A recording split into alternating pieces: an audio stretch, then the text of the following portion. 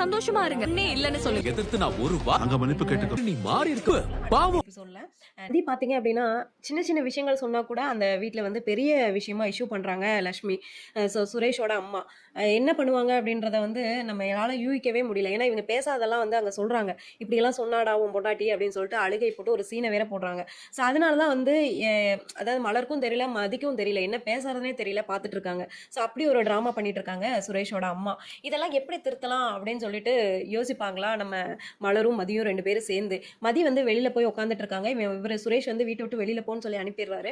அப்படி இருந்து வந்து மதி எங்கேயும் போல வாசல்ல தான் உட்காந்துருக்காங்க. அப்போ போய் சுரேஷோட அம்மா வெளியில பார்த்துட்டு வந்து இன்னும் இங்கே தாடா உட்காந்துட்டு இருக்கா, என்னடா இப்படி இருக்கா அப்படின்னு சொல்லிட்டு சொல்றாங்க.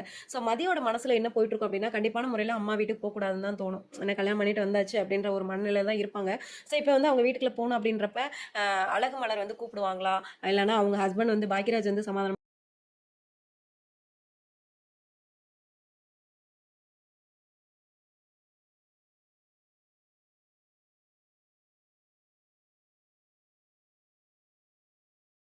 பண்ணி கூட்டிட்டு போவாரா, இல்ல அப்படின்னா சுரேஷே வந்து சமாதானப்படுத்துவாரா அப்படின்றத கொஞ்சம் வெயிட் பண்ணி பார்க்கலாம். அடுத்தடுத்த எபிசோட்ல நெக்ஸ்ட் ஒரு சூப்பரான வீடியோவில் உங்களை நான் பார்க்குறேன்.